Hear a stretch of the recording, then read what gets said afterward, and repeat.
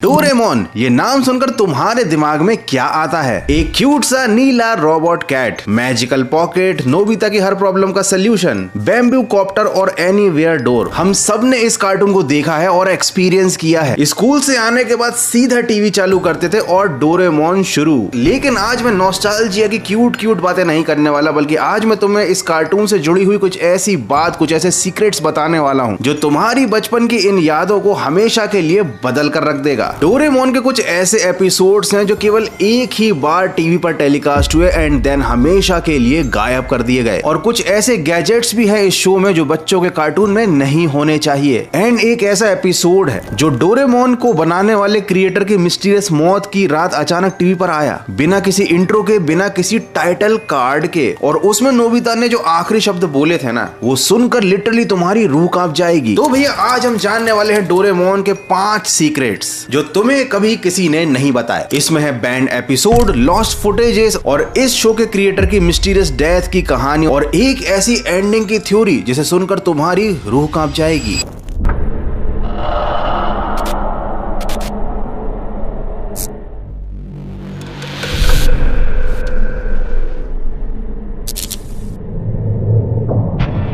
तो शुरू करते हैं पहले सीक्रेट से। एंड ये वाला तो तुमने खुद बचपन में देखा होगा, बट तुम्हें उस टाइम समझ नहीं आया होगा कि ये कितना ज्यादा डार्क था। इस एपिसोड का नाम है डिक्टेटर स्विच। कहानी ऐसी है कि भैया नोबिता हमेशा की तरह जियान से पिट कर वापस आता है, रोता है और उसके बाद डोरेमोन से वो ये बोलता है कि काश यार जियान इस दुनिया में होता ही नहीं तो कितना बढ़िया होता। एंड फिर डोरेमोन निकालता है एक गैजेट, डिक्टेटर स्विच।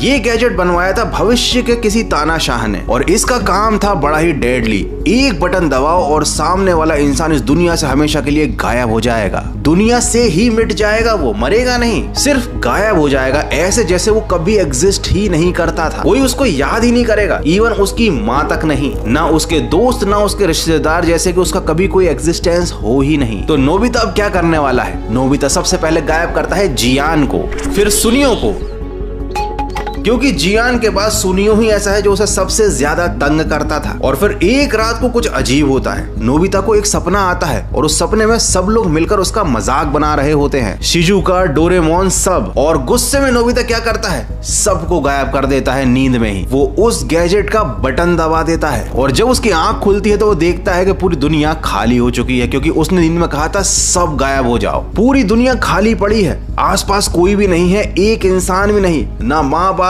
ना पड़ोसी, ना दोस्त, ना यार, ना डोरेमोन। अब यहाँ पर ऐसा दिखाया गया है कि इस पूरी दुनिया में नोबिता अकेला रह गया। पहले तो उसको बड़ा मजा आता है कि उसको कोई डांटने वाला नहीं है, लेकिन धीरे धीरे उसको समझ में आता है कि ये अकेलापन कितना खतरनाक है। रात को वो छत पर बैठकर खाली शहर को देखकर रोता है। अभी बच्चों के कार्टून में इतना ज्यादा मैच्योर कॉन्सेप्ट दिखाया गया है और ये इंस्पायर्ड है जॉर्ज ऑरवेल के 1984 के नॉवेल से। तो क्या तुमने डोरेमोन देखते टाइम ये वाला एपिसोड देखा है जहाँ पर नोबिता पूरी दुनिया को ही खाली कर देता है? हालांकि बाद में शो के मेकर्स ने इस तरीके के मैच्योर कॉन्सेप्ट्स को इस शो में डालना बंद कर दिया, क्योंकि वो समझ गए थे कि इस तरीके के कॉन्सेप्ट्स का ऑडियंस पर बहुत गलत असर पड़ रहा है। इस शो के बाद बहुत सारे बच्चों की ख्वाहिश हो गई थी कि वो अपने दुश्मन को या किसी ऐसे इंसान को, किसी ऐसे फ्रेंड को इस दुनिया से ही हटा दे जिसे वो पसंद नहीं करते। लेकिन खैर, बिना शो को देखे ही इस तरीके की बातें किसी भी इंसान के मन में आ सकती हैं, ये बहुत ही नेचुरल है। बट जो मैं अगला सीक्रेट बताने वाला हूँ ना, वो बिल्कुल भी नेचुरल नहीं है। इस डिस्टर्बिंग एपिसोड का नाम है ड्रीम प्लेयर। 2005 में इस एपिसोड में क्या होता है, नोबिता को नींद नहीं आ रही थी, तो अपना डोरेमोन उसकी ये प्रॉब्लम सॉल्व करने के लिए उसको एक गैजेट दे देता है। अब इस गैजेट में कार्टेजेस लगती हैं, बिल्कुल वैसे ही जैसे कि प्रिंटर में लगती हैं। अब अलग अलग कार्टेजेस लगाकर तुम अलग अलग मनपसंद सपने देख सकते हो, जिससे तुम्हें बढ़िया नींद आएगी। तो नोबिता ऐसा ही करता है, अपने मनपसंद सपने देखने लगता है। लेकिन नोबिता कोई कम थोड़ी है, उसका अटेंशन स्पैन इतना ज्यादा खराब है, उसका पेशेंस इतना कम है कि जैसे ही किसी भी सपने में उसके साथ कुछ भी गड़बड़ होती है, कुछ भी गलत होता है, तो वो तुरंत सपना बदल देता है। सपना बदलना आई मीन टू से कार्टेजेस को बदल देता है। एक सपने में तो वो हीरो है, लेकिन जैसे ही उसके सामने एक विलेन आता है, कोई मुसीबत आती है, वो कार्टेज बदल देता है। हम सबके साथ भी रियल लाइफ में यही प्रॉब्लम हो रही है। हम लोग शॉर्ट वीडियो देख देख कर इतने ज्यादा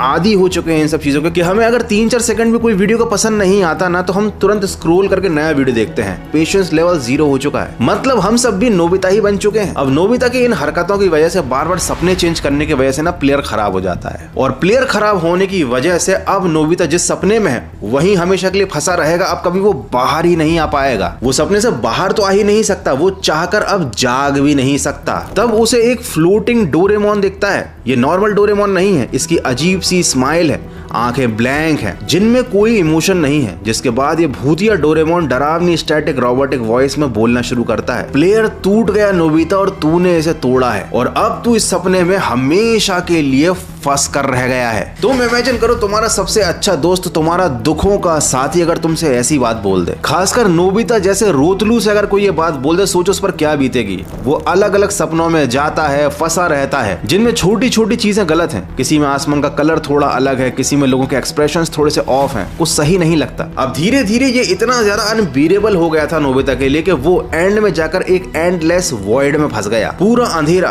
कुछ भी नहीं, कोई भी नहीं, और अब नोबिता डर कर रोने लग जाता है। वो हार मान चुका था। अब सोचो ये बच्चों का शो है जिसमें बच्चा अपने आप से हार मानकर रो रहा है, एक एंडलेस वॉइड में फंस गया है, एक सपने में जहां से वो कभी जाग नहीं सकता। ये सुनने में जितना एंटरटेनिंग लग रहा है, अगर तुम छोटी उम्र में इस एपिसोड को देख लोगे तो तुम्हें ट्रॉमा आ जाएगा। और ये एपिसोड इतना डार्क था कि इसको वर्ल्ड वाइड रिलीज नहीं किया गया, ये केवल जापान में टेलीकास्ट हुआ था, और जिन बच्चों ने इसे देख लिया था ना भाई, सदमे में चले गए थे। तभी तो इंडिया में इसको कभी प्रसारित मतलब टेलीकास्ट ही नहीं किया गया। उनको क्या मालूम कि इंडिया के बच्चों को इन छोटे मोटे एपिसोड से और इन डार्क थ्योरी से कोई फर्क नहीं पड़ता। तो तीसरा सीक्रेट बताने से पहले, अगर तुम एक ऐसा YouTube चैनल खोज रहे थे जो थोड़ी सी हॉरर की बातें करता हो, थोड़ी सी मिस्टीरियस बातें करता हो, थोड़ी लॉजिकल बातें करता हो, और साथ ही याद दिलाता हो तुमको बचपन के वो मीठे मीठे चाइल्डहुड मेमोरीज को, तो बिल्कुल सही चैनल ढूंढ लिया है मेरे भाई तुमने, क्योंकि ये चैनल इतना यूनिक है कि YouTube पर ऐसा दूसरा है ही नहीं। ऐसा वैरायटी ऑफ कंटेंट जो तुम्हारे दिल को छू जाए। तो नए हो, अगर पहली बार आए हो चैनल पे, तो फटाफट से सब्सक्राइब मारो, क्योंकि हम चलने वाले हैं अब तीसरे सीक्रेट को जानने डोरेमोन की दुनिया में। तीसरा सीक्रेट डोरेमोन के गैजेट से जुड़ा है। तो डोरेमोन के गैजेट्स क्यूट तो लगते हैं, लेकिन क्या तुमने कभी सोचा है कि ये गैजेट्स कितने ज्यादा खतरनाक हैं? जैसे ये गैजेट पासपोर्ट ऑफ सैटर्न, मतलब शैतान का पासपोर्ट। एंड हाँ, ये एक रियल डोरेमोन गैजेट है, और इसका काम क्या है? अगर तुम्हारे पास ये पासपोर्ट है तो तुम दुनिया में कोई भी क्राइम कर सकते हो, एंड कोई तुम्हें कुछ नहीं कहेगा, because you have the passport of Saturn. ना कोई कॉन्सिक्वेंस, ना पुलिस आएगी, ना कोई सजा होगी। सबसे डरावनी बात कि डोरेमोन के यूनिवर्स के मुताबिक ये गैजेट फ्यूचर में पब्लिकली बेचा जाता है, मतलब इसको कोई भी इंसान खरीद सकता है। दूसरा है नॉक डाउन हिटमैन।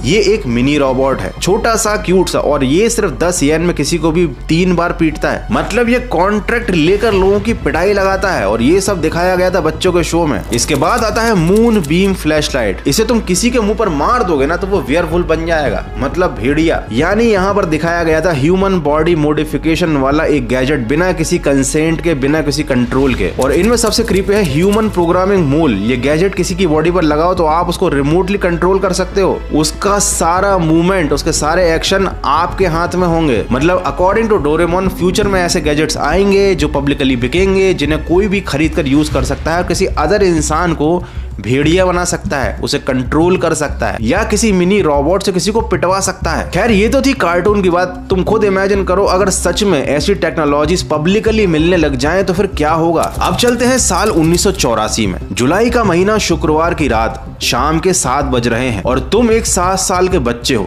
जापान में टीवी ऑन करते हो, डोरेमोन देखना शुरू करते हो, लेकिन आज कुछ अलग है। आज टाइटल कार्ड पर लिखा हुआ है, जिसे पढ़ते हैं तारेंटो, मतलब टैलेंट। लेकिन अगर इन जापानीज अक्षरों को अलग तरह से पढ़ो तो बनता है। आई होप कि तुम समझ गए होगे, क्योंकि ये वर्ड मैं नहीं बोल सकता। सोचो अभी रूल्स इतने स्ट्रिक्ट है कि यूट्यूब पर ये वर्ड भी नहीं बोल सकते, और एक टाइम पर टीवी पर बच्चों के शो में ये पूरा का पूरा टाइटल कार्ड टेलीकास्ट कर दिया गया था। चलो अब एक एपिसोड पर आते हैं जहाँ पर डोरेमोन और नोबिता दोनों बारिश में खड़े हुए हैं। ये दोनों स्कूल के बाहर है। नोबिता बोलता है कि मुझे एक अंडरग्राउंड शॉपिंग स्ट्रीट में जाना है। डोरेमोन अपनी जेब से एक गैजेट निकालता है और चुपचाप जमीन पर रख देता है, और जमीन के अंदर एक टनल जैसी चीज ओपन हो जाती है। दोनों उसमें कूद जाते हैं और सब कुछ अजीब होने लगता है। एपिसोड का एनिमेशन अजीब सा हो जाता है, अचानक बदल जाता है, क्वालिटी गिर जाती है, कैरेक्टर्स ऑफ मॉडल दिखने लगते हैं, मतलब जैसे उनके चेहरे सही नहीं लग रहे थे। ऐसा लग रहा था किसी ने इनको जानबूझकर डरावना बना दिया है। फिर अंडरग्राउंड दुनिया में पहुंचकर नोबिता और डोरेमोन को एक अजीब सी डरावनी सी लड़की मिलती है, जो दीवार में से गुजर कर गायब हो जाती है। फिर एक कोने में एक बच्चा बैठा मिलता है जो रो रहा होता है। फिर एक लंबा हॉलवे आता है जिसमें फ्लोर पर कई जाइलोफोन जैसे पैनल लगे हुए हैं, जिन पर कदम रखो तो वो दबते तो हैं लेकिन कोई म्यूजिक की आवाज नहीं आती, क्योंकि यहाँ पर है बिल्कुल सन्नाटा। अंत में ग्लोब दिखता है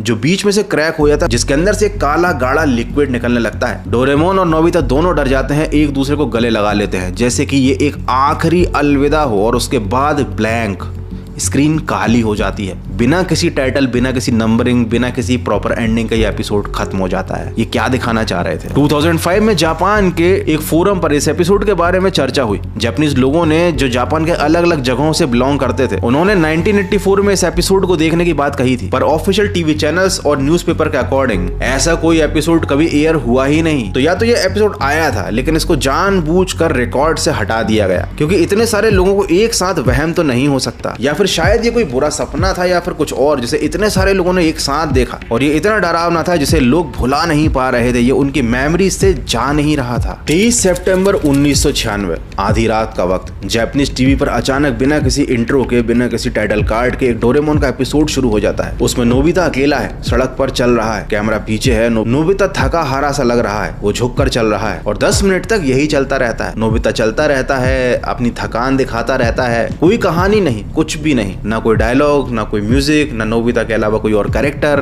बस एक बच्चा अंधेरी सड़क पर चलता जा रहा है। फिर बिल्कुल अंत में नोबिता मुड़ता है और कैमरे की तरफ देखकर बोलता है, जिसका हिंदी में मतलब होता है मुझे जाना है, एंड देन एपिसोड खत्म हो जाता है। और ये सच में हुआ था। मतलब ये डोरेमोन वाले क्या फूंक के मतलब कुछ भी अजीबोगरीब एपिसोड टेलीकास्ट करते ही रहते थे ताकि इनका शो हमेशा सुर्खियों में बना रहे। मतलब ये मुझे ऐसा लगता है, अब ये लोग सच में करते थे या आई डोंट नो क्या है, बट मैंने जिस एपिसोड के बारे में बताया ये रियल में टेलीकास्ट हुआ था। लेकिन इस एपिसोड में एक चीज और भी ज्यादा डरावनी और मिस्टीरियस है कि नोबिता ने लास्ट में जो बात बोली थी ना, वो किसी वॉइस आर्टिस्ट ने नहीं बोली थी जो जनरली डबिंग करते हैं, वो आवाज थी नोबिता बनाने वाले क्रिएटर की, हिरोशी फुजीमोतो। और सबसे डरावनी बात कि जिस रात को ये एपिसोड एयर हुआ था ना, उसी रात को मतलब 23 सितंबर 1996 को हिरोशी फुजीमोतो की मौत हो गई थी और मरते वक्त वो डेस्क पर बैठे थे। उनकी उम्र थी करीब 62 साल। उनके हाथ में एक पेन था और वो डोरेमोन की अगली movie Nobita and the spiral city की स्क्रिप्ट लिख रहे थे। मतलब अपनी जिंदगी का आखिरी पल भी उन्होंने डोरेमोन के साथ ही बिताया। तो शायद डोरेमोन का ये जो अजीब सा एपिसोड था ना,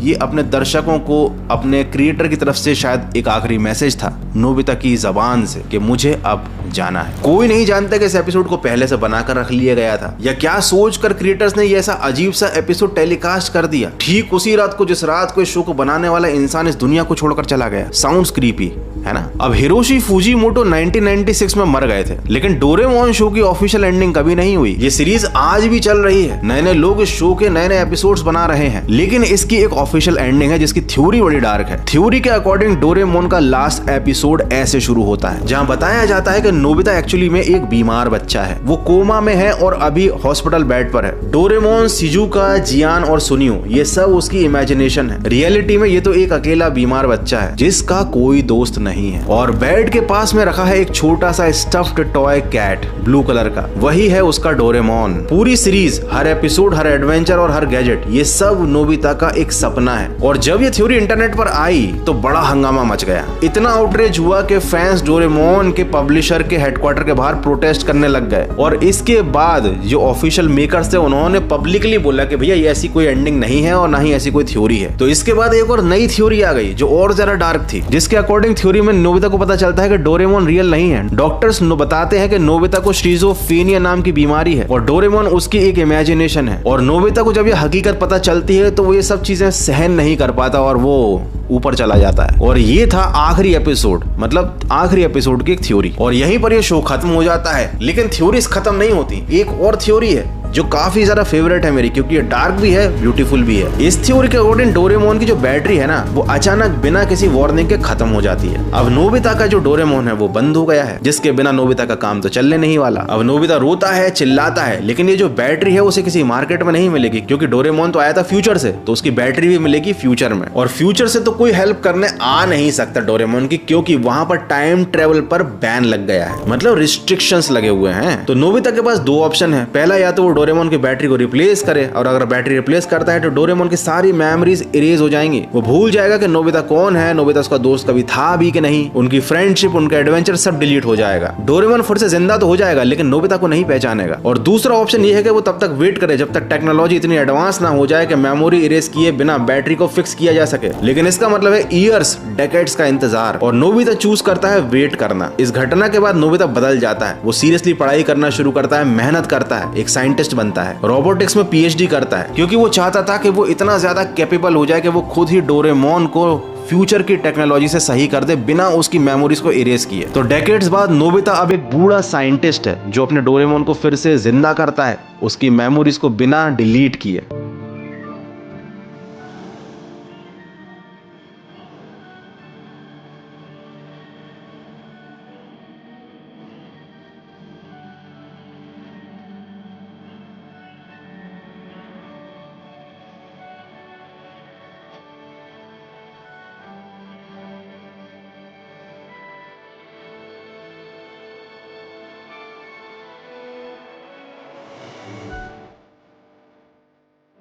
होमवर्क पूरा हो गया।